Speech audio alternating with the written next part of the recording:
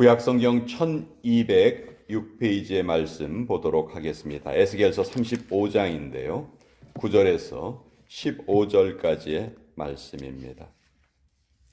에스겔서 35장 9절로 15절까지의 말씀, 우리 같이 하나님의 말씀을 읽도록 하겠습니다. 시작. 너를 영원히 황폐하게 하여 내 성읍들에 다시는 거주하는 자가 없게 하리니 내가 여호와인 줄을 너희가 알리라. 내가 말하기를 이 두 민족과 두 땅은 다 내 것이며 내 기업이 되리라 하였도다. 그러나 여호와께서 거기에 계셨느니라. 그러므로 주 여호와의 말씀이니라. 내가 나의 삶을 두고 맹세하노니 내가 그들을 미워하여 노하며 질투한 대로 내가 네게 행하여 너를 심판할 때 그들이 나를 알게 하리라. 내가 이스라엘 산들을 가리켜 말하기를 저 산들이 황폐하였으므로 우리에게 넘겨주어서 삼키게 되었다 하여 욕하는 모든 말을 나 여호와가 들은 줄을 네가 알리로다. 너희가 나를 대적하여 입으로 자랑하며 나를 대적하여 여러 가지로 말한 것을 내가 들었노라. 주 여호와께서 이같이 말씀하셨느니라. 온 땅이 즐거워할 때 내가 너를 황폐하게 하되 이스라엘 족속의 기업이 황폐함으로 네가 즐거워한 것 같이 내가 너를 황폐하게 하리라. 세일사나 너와 에돔 온 땅이 황폐하리니 내가 여호와인 줄을 무리가 알리라 하셨다 하라. 하나님의 말씀입니다. 아멘. 자, 오늘 에스겔서 35장의 말씀은 에돔의 멸망을 하나님께서 에스겔을 통하여서 다시 한번 또 예언해 주신 말씀입니다. 에돔의 멸망에 대해서는 구약성경에 여러 곳에서 거듭거듭 하나님께서 말씀하고 계십니다. 오바댜서라는 구약성경의 책은 전체가 에돔의 멸망에 관해서만 말씀을 선포하고 있죠. 에스겔서에도 하나님께서 에스겔을 통해서 에돔의 멸망을 지금 말씀하고 계시는데 왜 에돔의 멸망이 이렇게 성경에 여러 번 강조되어 있는가? 여러분, 에서와 야곱은 우리가 잘 아는 대로 쌍둥이 형제예요. 이삭의 두 쌍둥이 형제입니다. 그러나 성경 전체의 맥락으로 보면 에서는 육의 사람을 대표합니다. 즉 불신자예요. 하나님을 섬기지 않는 자예요. 반면에 야곱은 영의 사람을 대표합니다. 즉 하나님을 믿는 백성을 야곱이 상징하고 있죠. 그러니까 야곱과 에서의 싸움은 역사적으로도 계속 서로 다퉜지만 영적인 의미로 해석을 하면 결국 하나님을 믿는 백성들을 하나님께서 승리케 해 주실 것이다. 이 땅에 사는 동안은 불신자들이 더 힘이 있는 것처럼 보이고 하나님의 백성들을 핍박하는 것처럼 보이지만 하나님이 절대로 그것을 묵과하지 않으시고 지나치지 않으신다 하신 그 말씀이에요. 그래서 오늘 우리가 기억할 말씀은 10절 뒷부분에 있는 말씀입니다. 여호와께서 거기에 계셨느니라. 우리 하나님의 백성들이 하나님, 도대체 그때 하나님 어디에 계셨어요? 왜 의인들이 고통받고 하나님 믿지 않는 자들이 형통하는 것처럼 보이고 불의가 정의를 삼키는 것처럼 보이는 그런 상황이 있는데 왜 하나님께서 그것을 허락하셨어요? 왜 하나님 그것을 못 본 척 하셨어요? 그때 하나님 어디에 계셨습니까? 우리가 이렇게 항의하는 적 참 많죠. 그러나 하나님은 분명히 말씀하십니다. 내가 거기에 너희와 함께 있었다. 성경에 보면 하나님의 이름이 여러 가지로 계시가 되어 있죠. 우리가 잘 아는 아브라함이 이삭을 제물로 드리려 했을 때는 하나님께서 자기의 이름을 여호와 이레, 나는 미리미리 준비하시는 하나님이시다. 이삭의 몸에 손을 대지 말고 내가 준비한 양으로, 순양으로 번제를 드려라. 그때는 하나님께서 여호와 이레라는 이름을 알려주셨어요. 또 여호수아가 밑에서 싸울 때 모세가 위에서 손을 들고 기도하고 있었죠. 그래서 전쟁을 승리를 이끌었잖아요. 그때 여호와 깃발을 의미하는 게 뭐죠? 여호와 니시, 여호와 니시의 하나님의 이름을 또 계시해 주셨어요. 또 다른 여러 가지 이름이 있는데 오늘 여호와께서 거기에 계셨느니라, 이것을 우리가 여호와 삼마의 하나님, 삼마라는 뜻이 함께 거하신다, 그런 뜻이거든요. 그래서 여호와 삼마, 여호와 삼마. 이 여호와 삼마의 약속이 에스겔을 통해서 지금 선포되고 있습니다. 그 바벨론이 남유다를 멸망시키죠. 그때 에돔은 그 남유다 밑에 남쪽에 그 자리를 잡고 있었잖아요. 그때 이 에돔이 바벨론을 도와줍니다. 이스라엘의 약한 부분을 다 알려주고요.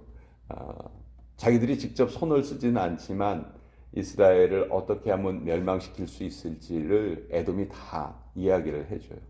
바벨론이 그것을 이용을 한 것이죠. 사실 아까 말씀드린 것처럼 유다하고 에돔은 서로 형제 국가잖아요. 조상이 형제잖아요. 그러니까 오히려 도와줘야 되는데 에돔이 이런 행동을 했다는 것이죠. 더 나쁜 것은 바벨론이 그 원정을 끝내고 돌아갔을 때, 유다가 정말 황폐해져 있었을 때죠. 그때 에돔이 또 한 번 더 쳐들어갑니다. 그래서 남은 것까지도 또 수탈을 해가요. 그러니까 그런 모습이 형제국가로서는 해서는 안 되는 그런 행동이었죠. 그래서 하나님이 이 에돔의 멸망에 대해서는 맹세를 하십니다. 11절에 보시면 내가 나의 삶을 두고 맹세하노니 내가 그들을 미워하여 노하며 질투한 대로 내가 네게 행하여 너를 심판할 때 그들이 나를 알게 하리라. 내가 너를 반드시 심판하겠다. 사실 이 에돔 족속은 아주 지형적으로 천혜의 요새 지역에 거주하고 있었기 때문에 누가 우리를 멸망시키랴, 아주 교만한 그런 마음을 가지고 있었어요. 그리고 10절에 보시면 내가 말하기를 이 두 민족과 두 땅은 다 내 것이며 내 기업이 되리라 하였도다.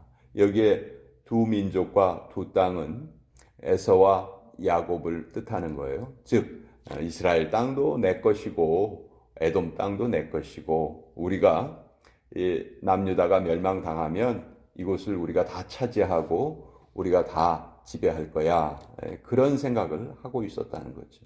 그러나 여호와께서 거기에 계셨느니라. 우리 하나님의 백성들이 고통당할 때 하나님께서는 그것을 모르지 않으시고 바로 그곳에 함께 하신다 하는 거죠. 우리의 삶의 현장, 우리의 수고의 자리, 아무도 알아주지 않는 그 섬김의 터전, 바로 주님이 거기에 계신다는 거예요. 때로 우리가 고통당할 때 우리가 하나님이 안 계시는 것처럼 우리가 오해할 수가 있지만 전혀 그렇지 않다는 거예요. 우리가 우리의 일터에서, 학교에서, 가정에서, 병원에서, 직장에서 여러 가지 일들을 감당하죠. 주님이 거기에 계십니다. 우리가 기도의 골방에서 주님만 의지하고 이 세상의 방식을 포기하고 말씀대로 살아가려 할 때 주님은 바로 거기에 계시고 그 자리에서 우리를 통해서 영광을 받으시고 높임을 받으시는 것이죠. 그래서 이 성경 전체의 메시지가 에스겔서 35장에도 다시 한번 요약되어서 표현이 됩니다. 오늘 우리가 살아가는 이 땅에도 마치 불신자들이 더 잘 사는 것처럼 보이고 더 힘이 있는 것처럼 보이지만 하나님이 바로 우리의 삶의 현장에 계신다는 것이죠. 하나님의 약속은 반드시 하나님의 말씀대로 이루어진다는 것입니다. 그러니 하나님의 백성들인 우리가 낙심하거나 힘을 잃지 않고 다시 한번 하나님이 우리의 삶의 현장에 계시다는 것을 말씀을 통해서 확인하고 안심하고 우리의 삶을 살아갈 수 있는 것이죠. 이것이 에스겔을 통해서 하나님께서 주신 말씀이에요. 말씀드린 것처럼 에스겔은 포로로 끌려간 이스라엘 백성들 사이에서 선지자로 부름받은 사람들입니다. 포로로 끌려간 사람들은 자기들이 포로로 끌려간 이유를 제대로 깨닫지를 못해요. 왜 솔로몬의 성전이 그렇게 파괴가 되었고 하나님의 백성인 우리가 하나님을 전혀 모르는 사람들에게 이렇게 끌려와서 포로 생활을 하는가? 어떻게 하나님께서 택하신 우리가 할례받지 않은 사람들에게 이렇게 지배를 받을 수 있단 말인가? 그 때문에 너무 혼란스러워했어요. 물론 그 이유는 예레미야가 여러 번 이야기를 했죠. 너희가 하나님의 말씀을 의지하지 않고 우상을 섬겼기 때문에 그래서 하나님이 너희를 정신 차리게 하시려고 징계를 하신다. 그렇지만 예레미야의 그 말을 귀담아 듣지 않았던 사람들에게는 그 말이 마음속에 와닿지를 않았던 것이죠. 그때 이 에스겔이 그들에게 하나님의 말씀을 전하면서 반드시 하나님이 우리를 회복시켜 주실 것이다. 지금 우리 눈앞에 보이는 이 상황에 하나님이 침묵하고 계시거나 하나님이 모르고 계신 것이 아니고 이 모든 것이 다 하나님의 뜻이다 하는 것을 포로로 잡혀간 사람들에게 계속 전했습니다. 그래서 그들이 진정으로 그 기간 동안 회개할 수 있도록 에스겔이 그 사역을 했고 또 그 하나님이 정하신 기간이 지나갔을 때 우리가 보면 어떻게 보면 복역 기간이라고 할 수 있겠죠. 그 기간이 지나갔을 때 유다 백성이 다시 예루살렘으로 돌아가서 거기에서 또 새롭게 시작하는 것을 우리가 보게 됩니다. 하나님은 우리의 삶의 현장에 함께 계십니다. 여호와께서 거기에 계셨느니라. 우리가 늘 이 말씀을 마음속에 기억하면서 또 오늘도 이 말씀을 붙들고 또 우리의 삶을 계속 살아가야 하겠습니다. 자, 오늘 수요일 아침 함께 또 모였는데요. 수요 예배를 위해서 여러분 같이 기도해 주시고요.